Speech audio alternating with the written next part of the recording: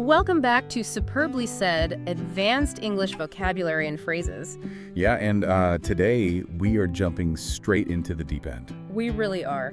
And for you listening today, the material we're diving into is actually drawn from a fantastic SpeakDuo lesson. Right, which is just such a great platform. It is. And, if you want to put these phrases into practice immediately, you can go to SpeakDuo.com to meet new people from around the world who are practicing English on video calls to become more confident with their English-speaking abilities. It's an incredible resource. Mhm. And I should probably set the expectations right out of the gate here.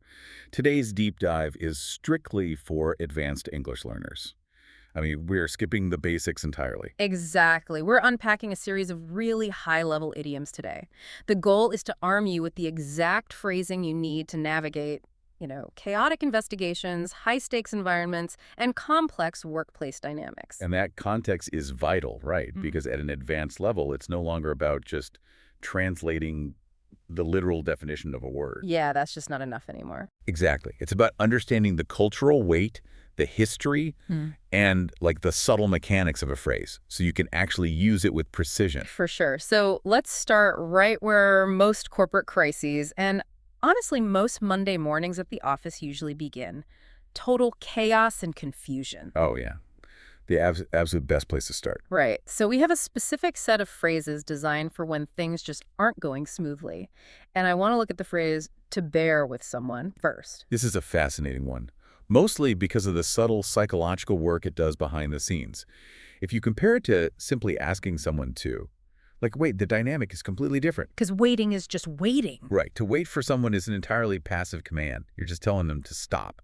But wait, let me push back on this for a second. The verb to bear literally means to carry a heavy weight, right? Like bearing a load. Yes, it does. So if the technology is crashing in a meeting and I look at my boss and say, please bear with me, aren't I essentially telling my manager to carry my burden?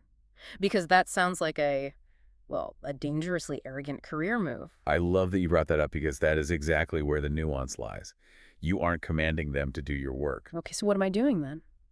By using the word bear, you're subtly acknowledging that your delay is causing a slight frustrating inconvenience. You're basically inviting them to temporarily share that frustrating weight with you. Oh, wow. So it's an appeal to their empathy. Exactly. It's an appeal to empathy, not a command for their labor.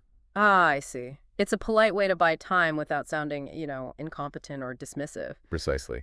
So going back to that workplace example, if you're sitting with a colleague and the software freezes, you wouldn't just bark, wait while I load these forms. You would say, please bear with me while I finish loading these forms. Yeah, and that phrasing instantly diffuses the tension. It shifts the room's dynamic from, you are making me sit here, to, we are enduring this minor technological annoyance together. Well, if you are asking a colleague to bear with you, it might very well be because whatever you're looking at on that computer screen is incredibly confusing. Which happens a lot. It really does. Which brings us to another great phrase for chaos, to make heads or tails of something. The imagery here is just brilliant. If you think about the standard alternative, like simply saying, to figure something out that implies a very rational process. Right, like you're working through steps. Yeah, you have a puzzle, you have the pieces, and you are slowly putting them together. But making heads or tails of something relies on the absolutely binary nature of a coin flip. Because a coin only has two sides. Exactly. If you're holding a coin and you cannot even determine if you're looking at the head or the tail, you have absolutely zero orientation. You are completely lost. Completely lost. It emphasizes a complete fundamental lack of comprehension. And what is really crucial for our advanced learners to note is that this phrase is almost exclusively used in the negative. That's true. You never confidently walk into a room and announce, hey, everyone, I successfully made heads or tails of this spreadsheet. Right. No one says that. It is always about the failure to understand.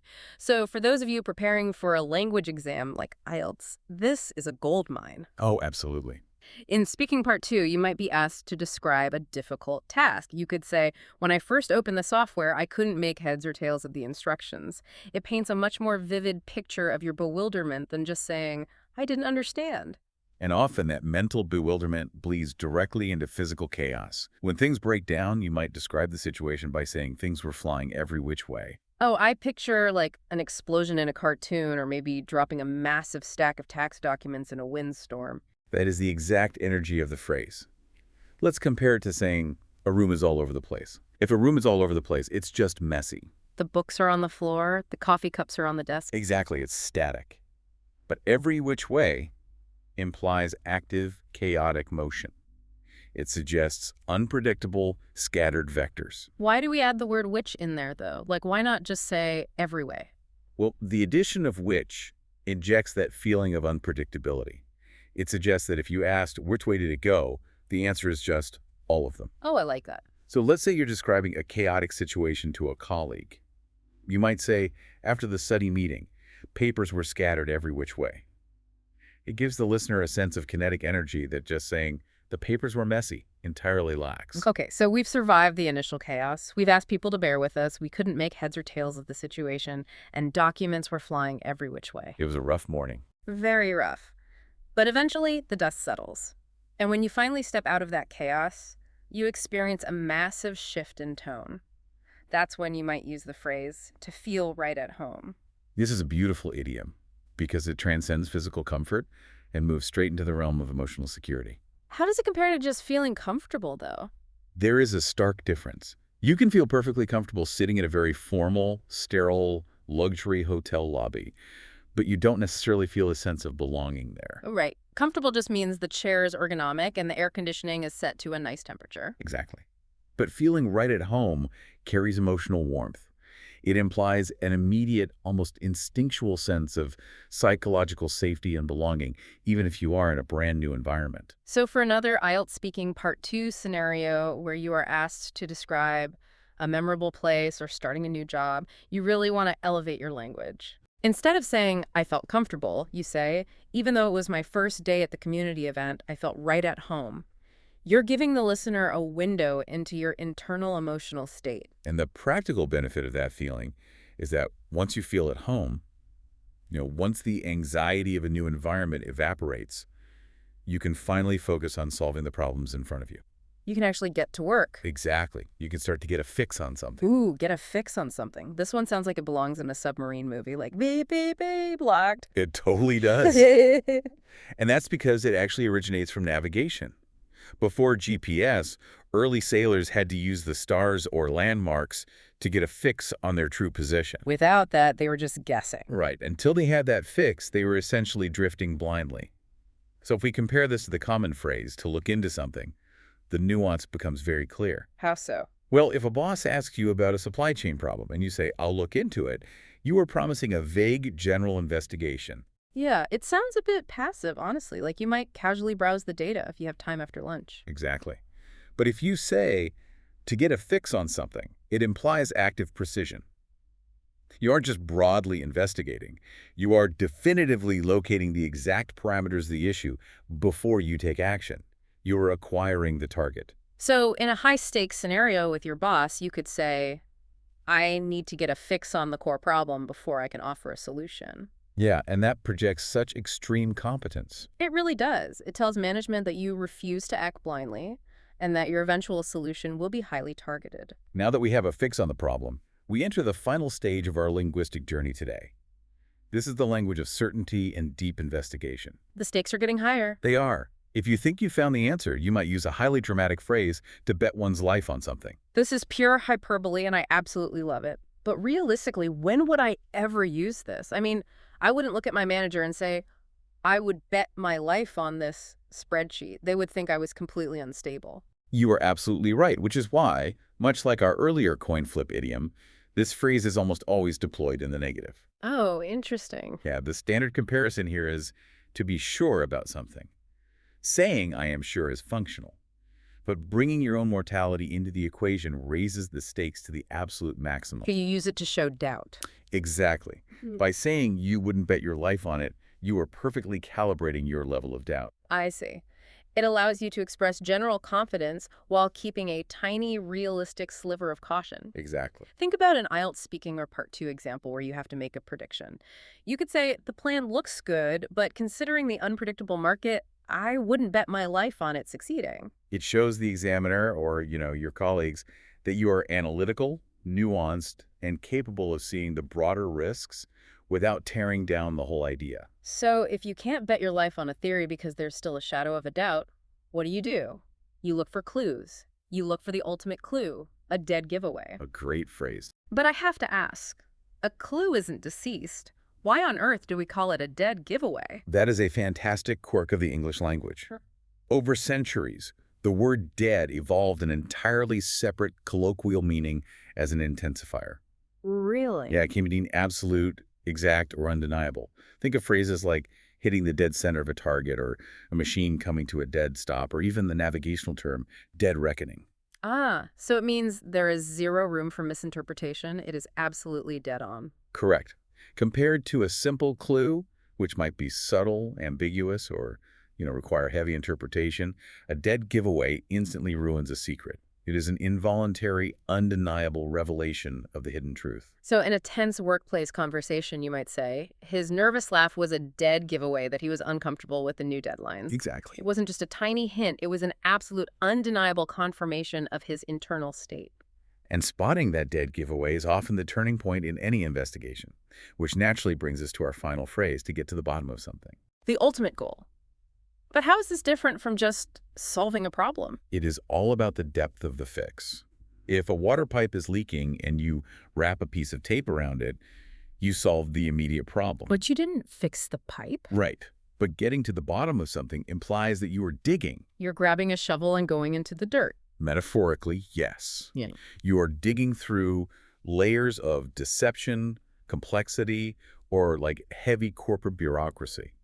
You are purposefully bypassing the surface-level symptoms to find the true foundational root cause. It is an incredibly reassuring phrase to use. If there's a massive crisis at work and you tell your boss, don't worry, the team is working hard to get to the bottom of the issue, you're promising a permanent fix, not just a temporary Band-Aid. Exactly. You are committing to finding the absolute truth of the matter. And speaking of getting to the bottom of things, it's time to test how well you, the listener, have absorbed these advanced phrases. We're going to run through a quick rapid-fire scenario quiz.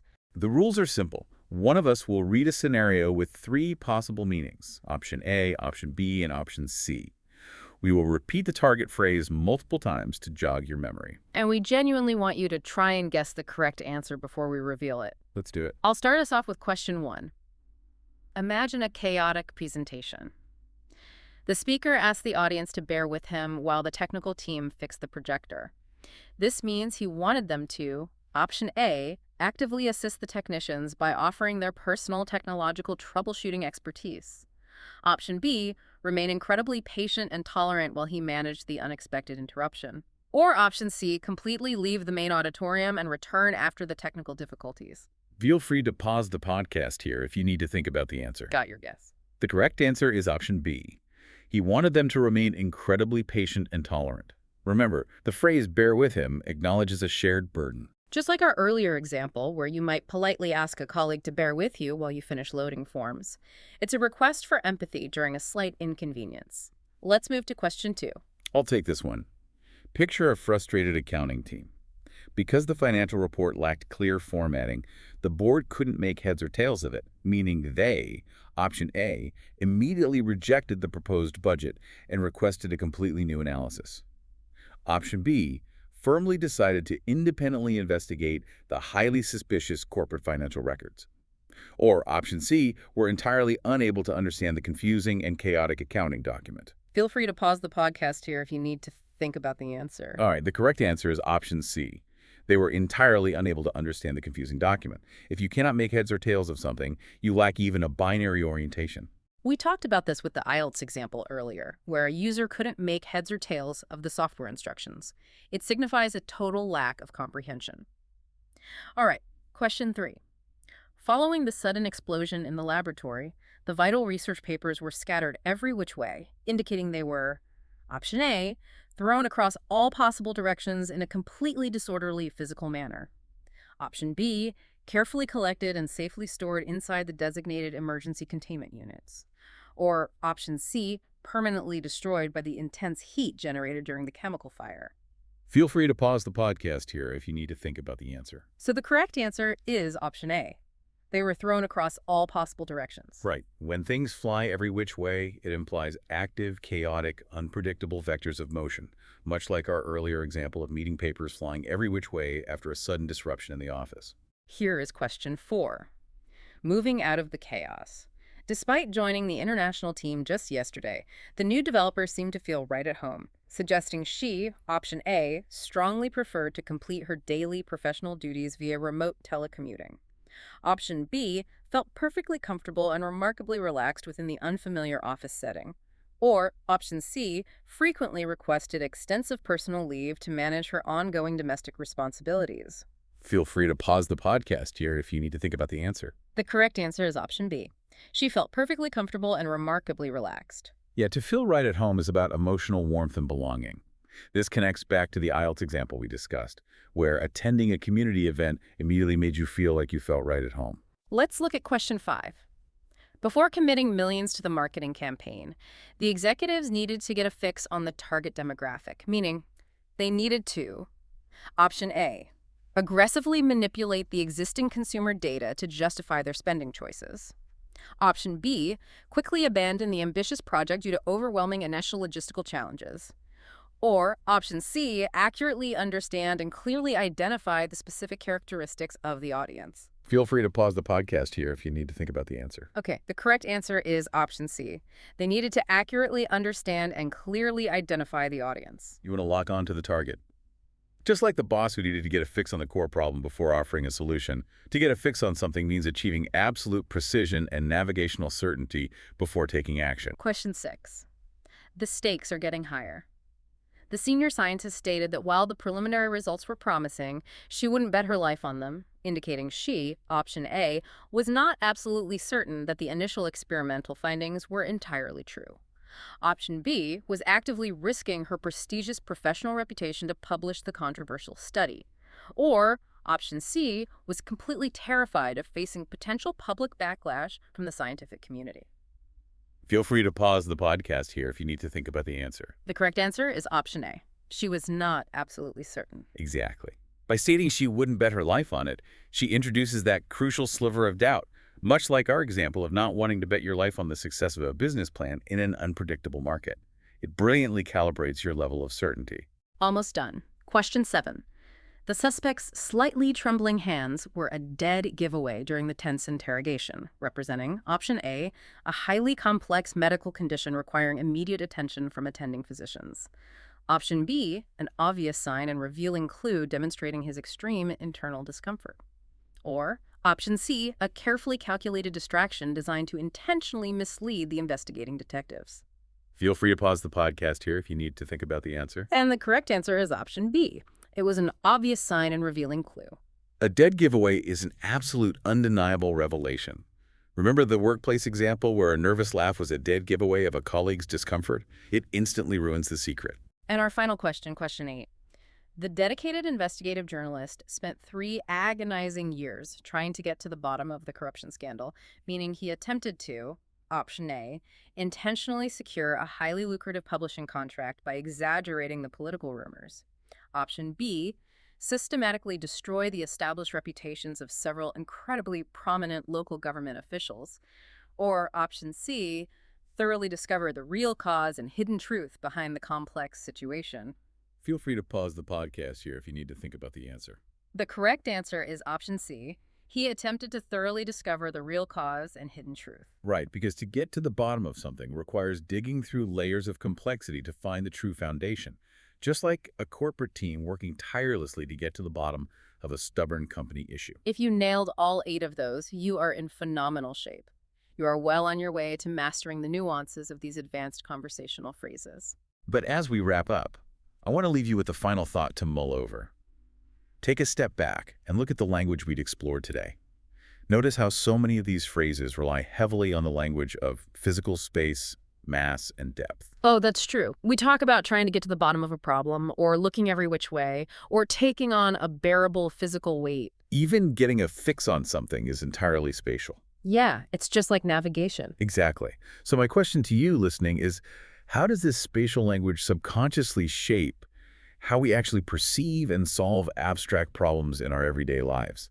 If you fundamentally visualize an abstract corporate issue as a deep physical hole that you have to get to the bottom of, does that physical metaphor change the real-world strategy you use to attack it? That is a fascinating question to chew on. Words don't just describe the world, they build the framework for how we solve its problems. Thank you so much for joining us for this deep dive. Keep practicing, keep getting to the bottom of those complex English phrases, and we will catch you next time.